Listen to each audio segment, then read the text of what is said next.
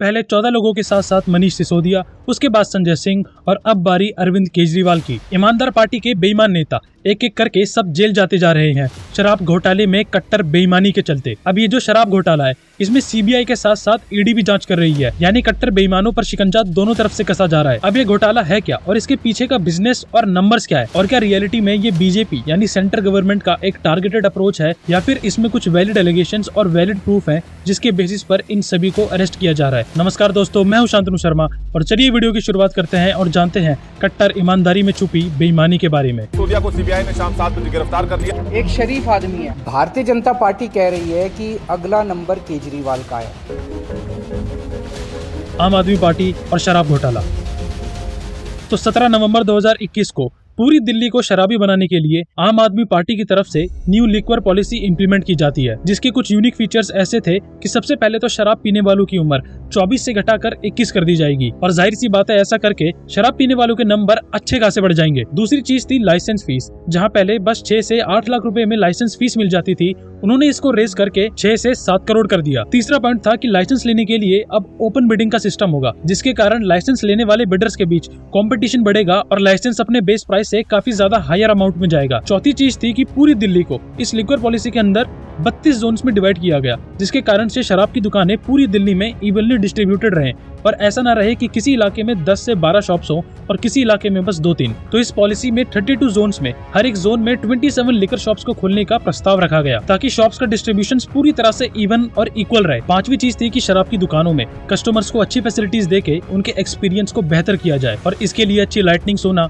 Air conditioner shops होना, ऐसी चीजें शामिल थी। और जहां पर इम्पोर्टेड लिकर मिलती थी उन शॉप्स को ज्यादा देर तक खुलने की अनुमति दी जाए और साथ ही में ड्राई डेज यानी जिस दिन लिकर शॉप्स बंद रहेगी उनको भी रिड्यूस कर दिया जाए। यानी पूरी दिल्ली को शराबी बनाने के लिए आम आदमी पार्टी ने एक अच्छा खासा जिम्मा लिया था। अब इस पॉलिसी को इम्प्लीमेंट करके सरकार का मानना था कि वो शराब माफिया और ब्लैक मार्केटिंग को रोक पाएंगे और कस्टमर एक्सपीरियंस को बहुत हद तक बेहतर कर देंगे। और प्राइमरीली जो मेन टारगेट था कि इससे अच्छा खासा रेवेन्यू सरकार की जेब में आएगा, जो कि रियलिटी भी है, क्योंकि आपको याद होगा कि कोरोना के समय में जब सारी चीजें बंद थी तो भी शराब के ठेके खुले हुए थे और करंटली इंडिया दुनिया भर में सबसे तेजी से ग्रो होने वाला अल्कोहलिक बेवरेजेस मार्केट है, जिसका एस्टिमेटेड साइज $52.5 बिलियन है और शराब का ये बिजनेस जीएसटी में भी नहीं आता, जिसके कारण से स्टेट गवर्नमेंट इस पर जितना चाहे उतना टैक्स लगा सकती है और वो लगाती भी है और इससे कमाती भी है। And to give example, Andhra Pradesh, Telangana, Tamil Nadu, Karnataka और केरला, ये 5 स्टेट्स अपने टोटल रेवेन्यू का 10 से 15% लिकर शॉप्स पर लगाई गई एक्साइज ड्यूटी से कमाते हैं। सिमिलरली उत्तर प्रदेश और मध्य प्रदेश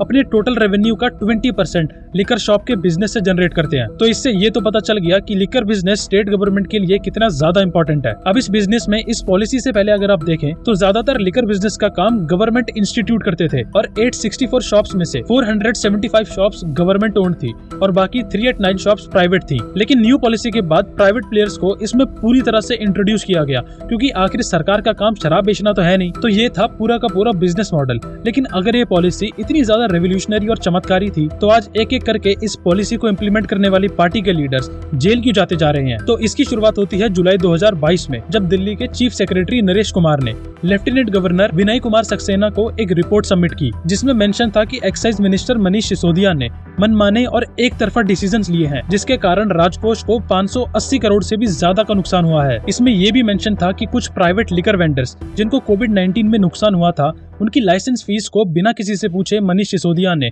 वेव ऑफ कर दिया था। अब वैसे फीस वेव ऑफ करना कोई इलीगल काम तो नहीं है, लेकिन इसके लिए लेफ्टिनेंट गवर्नर की परमिशन लेनी होती है, जो कि मनीष सिसोदिया ने नहीं ली। साथ ही में फेवरेट वेंडर्स को लाइसेंस फीस पर स्पेशल डिस्काउंट्स और लाइसेंस एक्सटेंशन भी दिया गया और इन सभी चीजों के लिए आम आदमी पार्टी के लीडर्स ने रिश्वत ली थी और इस रिश्वत का यूज इन्होंने गोवा और पंजाब में हुए असेंबली इलेक्शंस में किया। तो इस रिपोर्ट को लेफ्टिनेंट गवर्नर ने एग्जामिन किया और सीबीआई जांच का आदेश दिया, जिसके बाद सीबीआई ने अपनी जांच में मनीष सिसोदिया के साथ साथ 14 और लोगों के नाम इस घोटाले में शामिल किए और तब ईडी की एंट्री होती है। ईडी ने कोर्ट से कहा कि ये पूरा घोटाला 292 यानी 292 करोड़ का है और इसके पीछे किसका हाथ है और कौन कौन लोग इसमें शामिल हैं और ये कैसे इम्प्लीमेंट किया गया, ये जानना बहुत जरूरी है। और फिर ईडी ने अपनी जांच शुरू की और पता लगा कि आम आदमी पार्टी के ईमानदार नेताओं ने 100 करोड़ की रिश्वत ली थी। और ईडी ने यह भी मेंशन किया कि ये पूरी की पूरी पॉलिसी एक सोचा समझा षड्यंत्र था, जिसमें होलसेल का बिजनेस प्राइवेट एंटिटीज को देकर उनसे 12% मार्जिन लेने का वादा था, जिसमें 6% रिश्वत की तरह लिया जाएगा। ईडी ने अपनी दूसरी चार्जशीट में दिनेश अरोरा नाम मेंशन किया, जो कि प्राइवेट बिजनेस और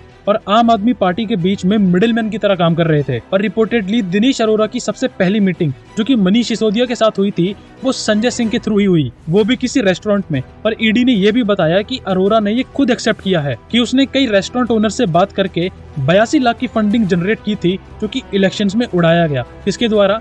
आम आदमी पार्टी के द्वारा। और फिर ईडी ने सीएम अरविंद केजरीवाल पर भी आरोप लगाया कि वो खुद समीर महेंद्रू, जो कि इस पूरे शराब घोटाले में one of the main accused थे, उनसे वीडियो कॉल पर डायरेक्टली बात करते थे और समीर को अपने लड़के विजय नायर के साथ काम करने के लिए प्रोत्साहन दे रहे थे। अब देखने वाली बात तो ये भी है कि जैसे ही लेफ्टिनेंट गवर्नर ने सीबीआई जांच का न्योता दिया, उसके ठीक 8 दिन बाद ही इस पॉलिसी को झट से पीछे खींच लिया गया और मात्र 8 महीनों में ये रेवोल्यूशनरी और चमत्कारी स्कीम, जो कि बेईमानी स्कीम थी, वो वापस से दफना दी गई। पॉलिसी इंप्लीमेंट की थी लिकर माफिया और करप्शन को दूर करने के लिए, लेकिन पता चला कि ये दोनों ही चीज बाकियों के लिए बंद करनी थी और खुद की सरकार के लिए चालू। और क्या पता आप कितनी जल्दी इनके मुखिया भी इनके साथ जेल में रासलीला मनाने पहुंच जाएंगे। उम्मीद करता हूँ कि वीडियो आपको पसंद आई होगी, इसलिए वीडियो को जरूर लाइक करना और बाकी लोगों के साथ भी इसे शेयर करना और ऐसी और वीडियोस के लिए चैनल को सब्सक्राइब करना बिल्कुल मत भूलना। जय हिंद।